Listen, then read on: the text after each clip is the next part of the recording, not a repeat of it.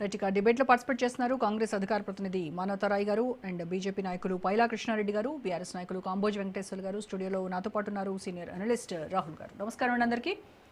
Right, Manavata Roy గారు, ముందు revenue మంత్రి పొంగులేటి శ్రీనివాస్ రెడ్డి ఈ 22A ప్రొహిబిటెడ్ ఏదైతే ల్యాండ్ లిస్ట్ ఉందో దానికి సంబంధించి అధికారుల పొరపాటు, టెక్నికల్ ఎర్రర్, అది గ్లిచ్ అయింది అని చెప్పేసి ఆయన క్షమాపణలు చెప్పారు బహిరంగంగానే.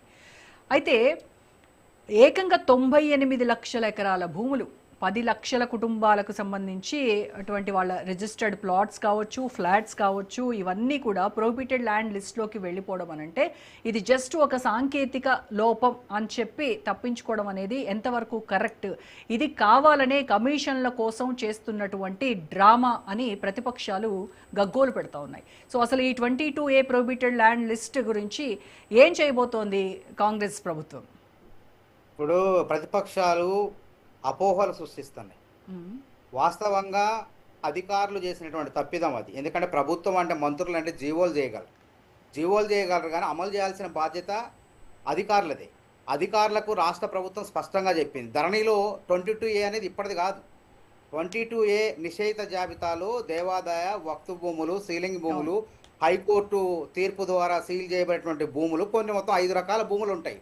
1908 చట్టం అంటే కేంద్ర ప్రభుత్వం, అది బ్రిటిష్ హయాంలో తెచ్చినటువంటి రిజిస్ట్రేషన్ యాక్ట్. అది ఆ యాక్ట్ను 1999లో ఆపాదించుకుంది రాష్ట్ర ప్రభుత్వం ఉమ్మడి రాష్ట్రంలో. అయితే ఆ చట్టాన్ని కూడా హైకోర్టు ఏం చేసిందంటే సరైన లేదు అని చెప్పి దాన్ని కొట్టివేసింది. కొట్టివేస్తే 2007లో మళ్ళీ ఒక చట్టాన్ని తీసుకొచ్చింది ఉమ్మడి రాష్ట్రంలో. 2007లో తీసుకొచ్చిన తర్వాత కూడా హైకోర్టు 2015-16లో స్పష్టమైనటువంటి గైడ్ లైన్స్ ఇచ్చింది. ఈ నిషేధిత జాబితాలో చేర్చాల్సినటువంటి భూములకి తప్పకుండా గెజిట్ ద్వారా ఏ భూములు అవుతున్నాయో వాటన్నిటిని గెజిట్ ద్వారా ప్రజలకు తెలియజేయాలని చెప్పింది. ఆ తర్వాత ధరణి వచ్చింది, మనందరికీ తెలుసు. ధరణిలో 2014కు ముందు 22 లక్షల పైచీలకు, 25 లక్షల ఎకరాల పైచీలకు ప్రభుత్వ భూములు మాయమైపోయినాయి. ఆ విచారణ ఇప్పుడు తమిళనాడు ఫోరెన్సిక్ ఆడిట్ నిపుణుల ద్వారా ఆ నివేదిక మొత్తం కూడా ఎక్కడెక్కడ తప్పులు జరిగినాయి, ఎన్ని ఎకరాల నిషేధిత భూములు ప్రైవేటు వ్యక్తుల పరమైన చెప్పేసి ఆ నివేదిక రాష్ట్ర ప్రభుత్వానికి అందజేసిన క్రమంలో అధికారులకు ధరణిలో సమస్యలు ఉత్పన్నమైనప్పుడు అప్పుడే ప్రభుత్వం 2022లో ఒక జీవో తీసుకొచ్చింది. ఆ సమస్యల పరిష్కారానికి అని చెప్పి ఒక జీవో తీసుకొచ్చింది. జీవో నెంబరు డేట్ కూడా 30/10/2022 ఇది మొత్తం ఉన్న తేదీ ఉన్నది. అయితే అట్లాంటి తప్పులు దొరలకుండా మీరు జాగ్రత్త వహించాలి, పాత రికార్డులను పరిగణలోకి తీసుకోవద్దని చెప్పి రాష్ట్ర ప్రభుత్వం, మంత్రి మండలి, రెవెన్యూ మంత్రి కూడా స్పష్టంగా అధికారులు చెప్పారు. అధికారుల బాధ ఏంది? పాలకులు మారారు కానీ అధికారులు మారలేదు.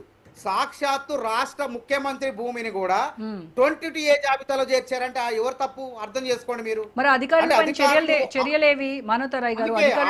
ఎవరు లేవనెత్తక ముందే సీఎంఓ కార్యాలయం స్పష్టంగా విచారణ ప్రారంభించింది. పొంగులేటి శ్రీనివాస్ రెడ్డి గారు హుందాగా ఇది మా తప్పిదమే, మా తప్పిదానికి ప్రజలకు జరిగిన అసౌకర్యానికి క్షమాపణ చెబుతున్నానని హుందాగా చెప్పారు. మరి గతంలో ఏమైనా జరిగిందా? 22 లక్షల ఎకరాలు మాయమైతే ఎవరైనా రాజీనామా చేశారా? కనీసం క్షమాపణ చెప్పారా? ఆ పరిష్కారానికి సూచనలు ఏమైనా చేశారా? చర్యలు తీసుకున్నారా?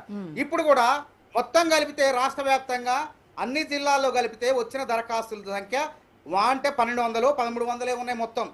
అయినప్పటికీ 15 రోజుల్లో పరిష్కరిస్తాం, అది భూములు మీరు అధైర్యపడొద్దు అని చెప్పి ప్రజలకు ధైర్యం నేను చెప్తుంటే వీళ్ళు కావాలని చెప్పేసి గందరగోళం చేస్తున్నారు. ఇప్పుడు గంగుల కమలాకర్ కరీంనగర్ లో ధర్నా చేసిన మొత్తం ఈ వ్యవహారాలకు పాల్పడింది ఆయనే. మొత్తం కిందది మీద లేనిది ఉన్నది అన్ని మొత్తం కూడా ప్రైవేట్ పరం చేసుకుంది వాళ్ళు. అందుకే సీఎంఓ కార్యాలయం ద్వారా విచారణ జరుగుతుంది.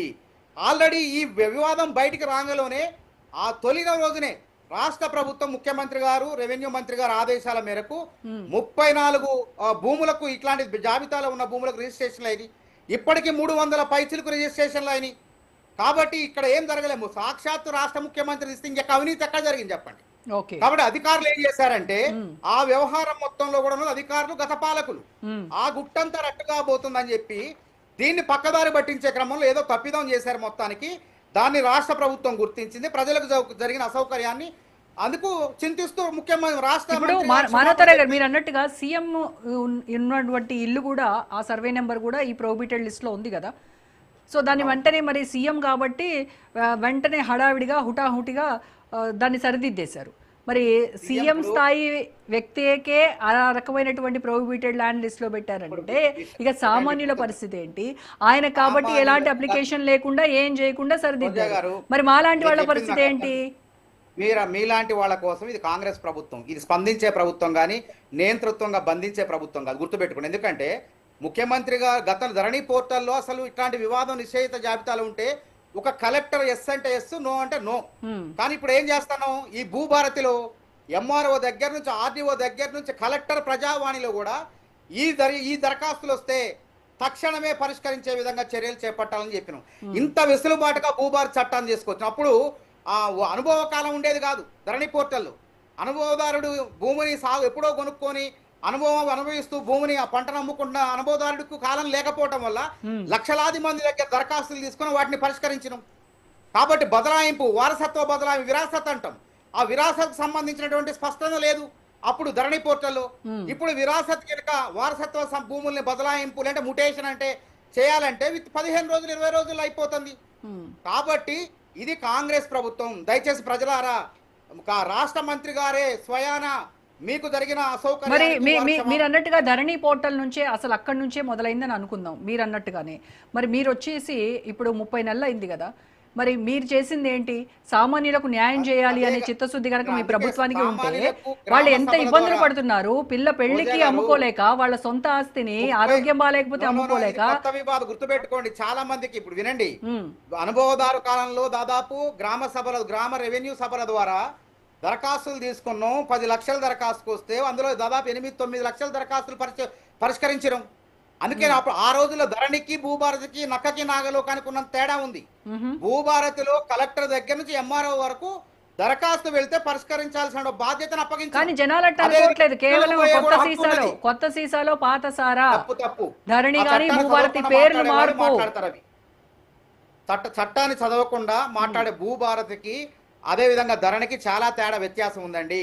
దీనికి ట్రిబ్యునల్కి కూడా పోయే అవకాశం ఉంది. ధరణిలో లేదు. ప్రైవేటు వ్యక్తులు దాదాపు లక్షలాది అందులో పనిచేసే ఆపరేటర్ అవుట్ సోర్సింగ్ ఉద్యోగులే లక్షలాది కోట్లాది రూపాయలు పడగలెత్తారు. ప్రభుత్వ భూములు ఆక్రమించుకున్నారు. హుజూర్ నగర్ లో పనిచేసిన ఆయన ఏ విధంగా జైలుకు పోయినా మనం చూసినాం. కోదాడ జిల్లాలో కానీ అక్కడిక్కడ ప్రతి జిల్లాలో ఇది జరిగినాయి. కాబట్టి వాటన్నిటిని నివారించడం గుర్తుపెట్టుకోండి. ఇక్కడ ఏం అక్రమాలు జరగలేదు, ఏ లంచాలు కానీ కమిషన్లు కానీ ఏం లేదు. ప్రభుత్వం ముందుగానే పసిగట్టింది. ప్రభుత్వం చెప్పినప్పటికీ అధికారులు ఎందుకు పెడచెవున పెట్టారో అని చెప్పి సీఎంఓ కార్యాలయం కూడా విచారణ జరుగుతుంది. కొంతమంది ఎండిఓ ఆర్డీఓ లాంటి వ్యక్తుల స్థాయిలో వాళ్ళని కూడా ఏసీబీ దాడులు వాళ్ళ దగ్గర 100 కోట్లు ఎట్లా వచ్చినాయి. అక్రమంగా ఏదైనా బదలాయింపులు అక్రమాలకు పాల్పడితే ప్రభుత్వం గుర్తించి వాళ్ళని ఏసీబీ ద్వారా పట్టుకొని నిన్నగాక మొన్ననే సబ్ కలెక్టర్ ర్యాంక్ నుంచి ఆర్డీఓ వరకు కూడా. ఇప్పుడు ఇలాగే మీరు అంటున్నట్టుగానే ఈ అక్రమ బదలాయింపులు ఈ ఏవైతే ఉన్నాయో ఇవన్నీ కూడా పొంగులేటి శ్రీనివాస్ రెడ్డికి సంబంధించినటువంటి రాఘవ కన్స్ట్రక్షన్స్ కావచ్చు, ఫీనిక్స్ సంస్థ మధ్య వీళ్ళకి జరిగినటువంటి ట్రాన్సాక్షన్స్ కావచ్చు, వీటన్నింటినీ ఆధారాలతో సహా బయటపెడతానని ఎలటి మహేశ్వర్ రెడ్డి కాళ్ళకి బలపం కట్టుకొని తిరుగుతున్నాడు. అసెంబ్లీ సాక్షిగా కూడా నేను బయటపెడతాను రమ్మని చెప్పి సవాల్ చేశారు. ఇప్పుడు 7వ తారీఖు నుంచి అసెంబ్లీ సమావేశాలు ఉన్నాయి. గతంలో పొంగులేటి శ్రీనివాసరెడ్డి గారి పైన ఆరోపణలు వచ్చినప్పుడు రాష్ట్ర ముఖ్యమంత్రి గారే స్వయాన రేవంత్ రెడ్డి గారే మీరు సిబిఐకి ఇచ్చుకుంటారో లేకపోతే ఈడీకి ఇచ్చుకుంటారో ఇవ్వండి, ఫిర్యాదులు ఇవ్వండి అన్నారు. ఇవ్వండి, ఫిర్యాదు ఇచ్చిండా? అసెంబ్లీలో చర్చ జరపమంటే పారిపోతారు. వాస్తవంగా అప్పుడు గ్రానైట్ వ్యవహారం మీద విచారణ జరిపితే ఎవరు తేలారు? మొత్తం 10 సంవత్సరాల్లో రాయల్టీ చెల్లించకుండా, పెనాల్టీలు చెల్లించకుండా, సెస్సులు చెల్లించకుండా, రాష్ట్ర ప్రభుత్వానికి రావాల్సిన గ్రానైట్ ద్వారా ఆదాయం రాకుండా మొత్తం కూడా కాజేసింది ఎవరు? బీఆర్ఎస్ నా పార్టీలో ఉన్నటువంటి ప్రధాన గ్రానైట్ కరీంనగర్ లో కొన్ని జిల్లాల్లో ఉన్నటువంటి గ్రానైట్ వ్యాపారులు కదా. కాబట్టి మేమేమంటున్నాం, పారదర్శకంగా ఉన్నాం. ఏలేటి మహేశ్వర్ రెడ్డి గారు ఉత్త ప్రెస్ మీట్లు పెట్టడం కాదు, దమ్ముంటే అసెంబ్లీలోకి వచ్చి వాస్తవాలు చెప్పానండి. దానికి సమాధానం ఇవ్వడానికి శ్రీనివాస్ రెడ్డి గారు, ముఖ్యమంత్రి గారు, ఎమ్మెల్యేలు సిద్ధంగా ఉన్నారు, కాంగ్రెస్ ఎమ్మెల్యేలు. కాబట్టి ఉత్తుత్త మాటలు ఆరోపణలు చేసి రాజకీయంగా లబ్ధి, ఎందుకంటే బీజేపీ వాళ్ళకి ఎట్లాగో పదవులు ఇట్లా కేంద్ర ప్రభుత్వం. కాబట్టి కేంద్ర ప్రభుత్వం నిధులు ఇవ్వటంలో వివక్ష చూపుతుంది. నిధులు తీసుకొచ్చి అమెరికా పోతానంటే ముఖ్యమంత్రి పట్ల వివక్ష చూపుతుంది. కాబట్టి వాళ్ళు ఏం చేయాలి? రాజకీయంగా తెలంగాణ ప్రజల ముందు బీజేపీ నాయకులు అంటే వాళ్ళ యొక్క పరువు అనేది పోతుంది. కాబట్టి ఏదో రకంగా రాజకీయంగా లబ్ధి పొందాలని చెప్పి వాళ్ళు ప్రయత్నాలు చేస్తున్నారు. కాబట్టి మేమేమంటాము, ఉత్తమ ఆటలు కాదు, 7వ తారీఖు నుంచి అసెంబ్లీ సమావేశాలు జరుగుతాయి. నాయకుడుగా మహేశ్వర్ రెడ్డి గారిని ఆధారాలతో ప్రసంగించమనండి, మేము సమాధానం చెప్పడానికి సిద్ధంగా ఉన్నాం. లేకుంటే విచారణ సంస్థలు మన చేతిలో ఉన్నాయి కదా, సిబిఐ, ఈడీ, ఎక్కడ జరిగింది, ఏం జరిగింది, ఫిర్యాదు ఇవ్వమనండి. రైట్ మాట్లాడదాం దాని గురించి. ఎస్ మానతర గారు, యా వాస్తవాలు వెలుగులోకి వస్తాయి. ఎస్ బీఆర్ఎస్ నాయకులతో మాట్లాడదాం. వెంకటేశ్వర్లు గారు, సో గత బీఆర్ఎస్ ప్రభుత్వ హయాంలోనే ఈ ధరణి పోర్టల్ను సరిగ్గా డిజైన్ చేయకపోవడం కావచ్చు, యుఎల్సి